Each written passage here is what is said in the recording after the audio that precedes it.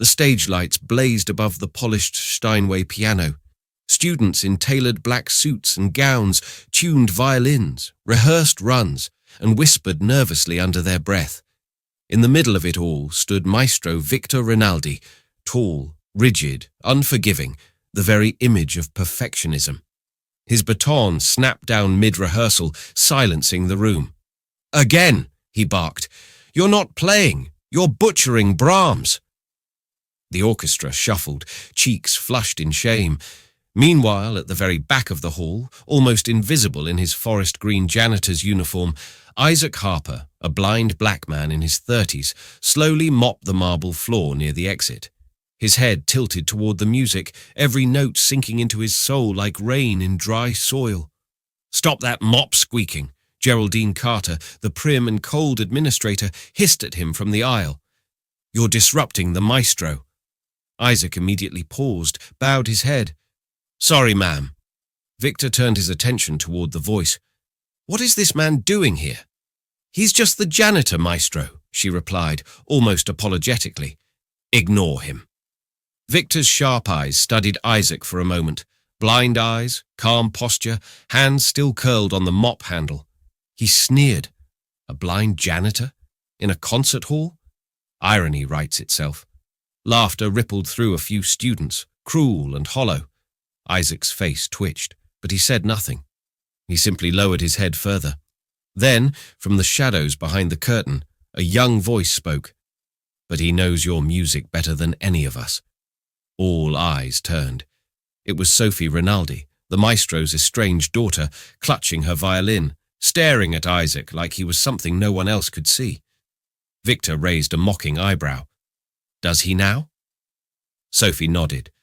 "I heard him playing last night. He didn't miss a single note." The room stilled.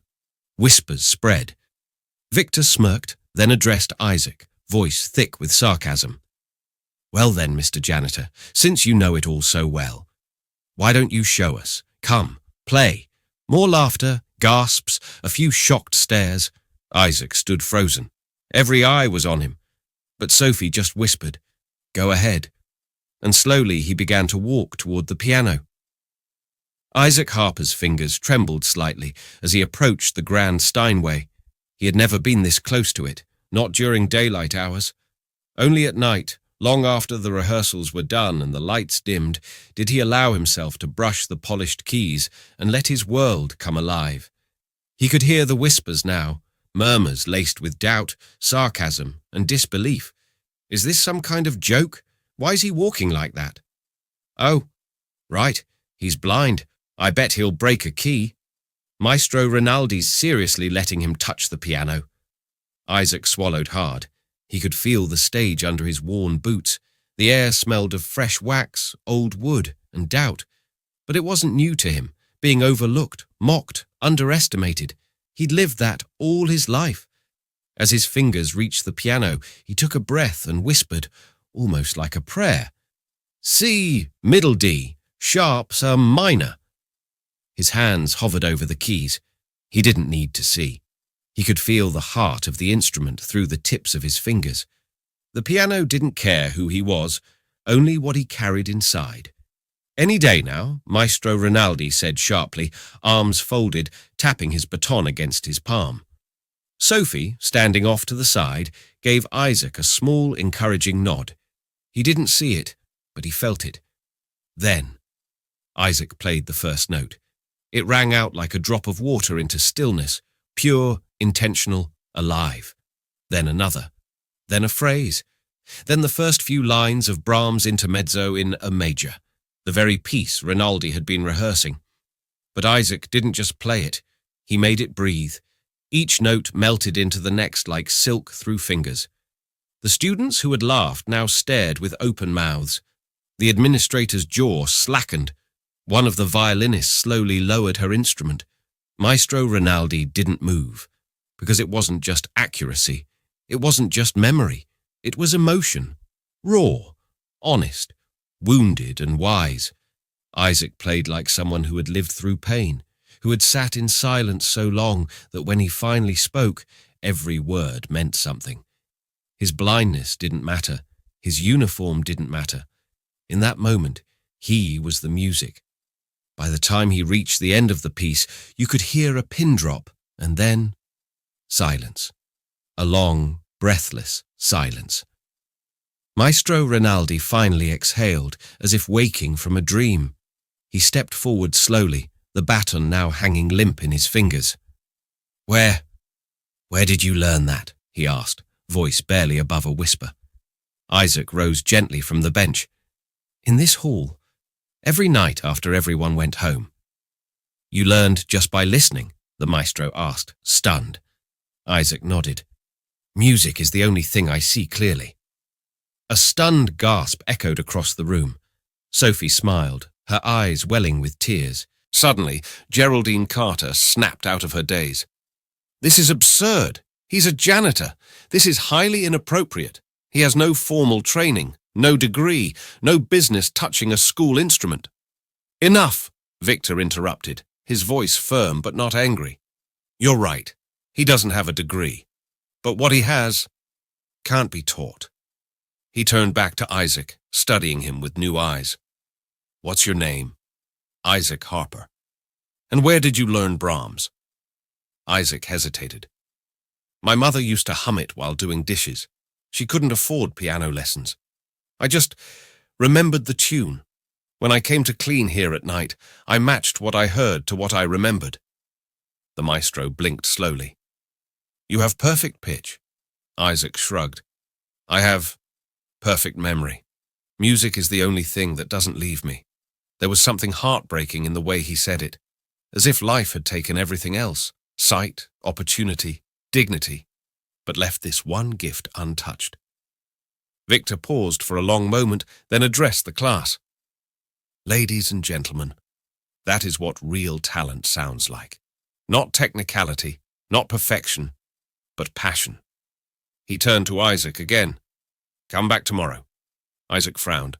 "To clean?" Victor smiled slightly. "Number to rehearse." Gasps. The entire hall stirred again. "You're inviting him to play?" "I'm inviting him to learn," Victor said firmly. "If he agrees?" Isaac hesitated, overwhelmed. I don't have money for classes." "You won't need it."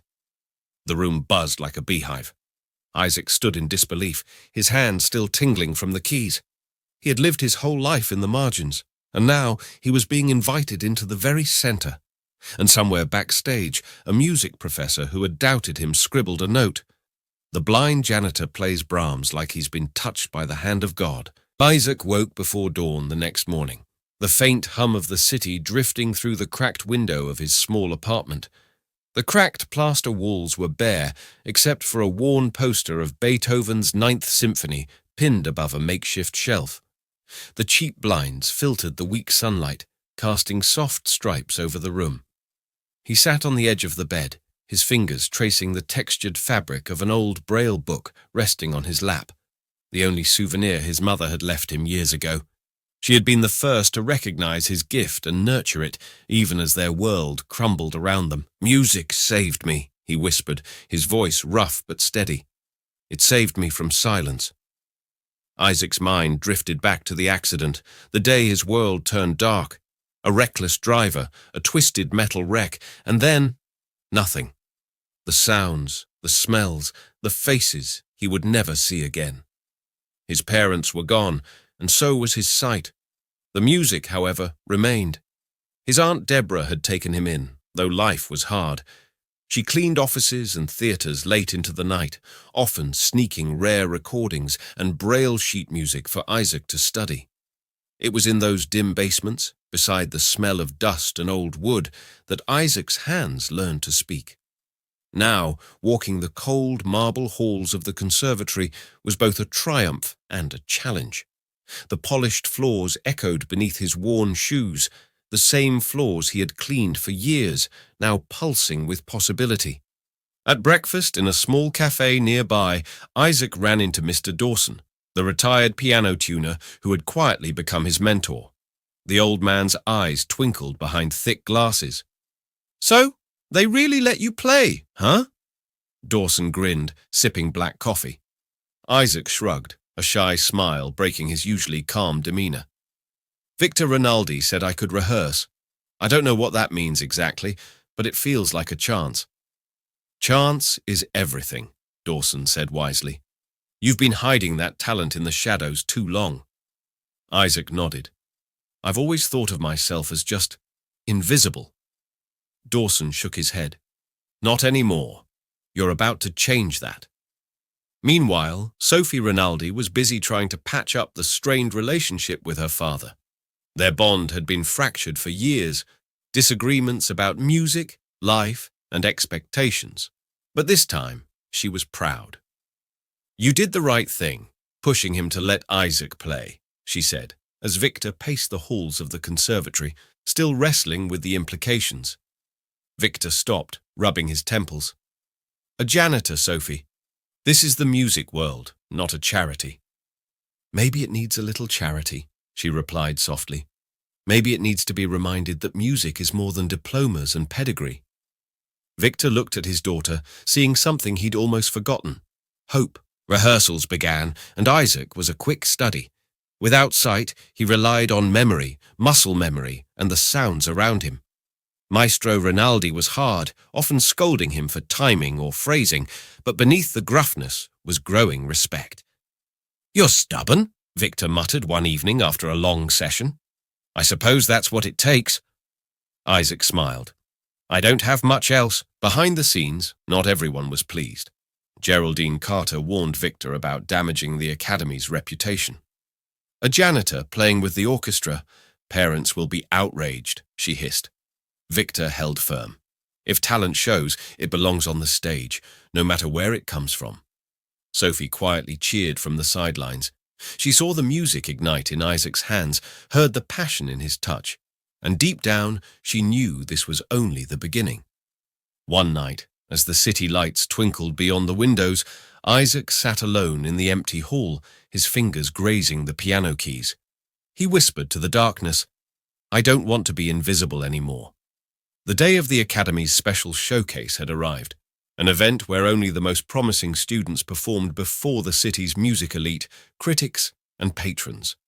The grand hall buzzed with excitement and anticipation. Isaac stood quietly at the edge of the backstage area, his heart beating with a mixture of fear and determination. The worn janitor's uniform he usually wore had been replaced by a simple but neat black suit borrowed from a sympathetic staff member. His cane rested beside him, unused in this familiar space. Sophie approached him, violin case in hand. Her eyes shone with encouragement. You're ready. Just play from your heart. That's all anyone can ask. Isaac nodded, though doubt lingered. This was no longer the quiet sanctuary of an empty hall after hours. This was a stage, lights, expectations.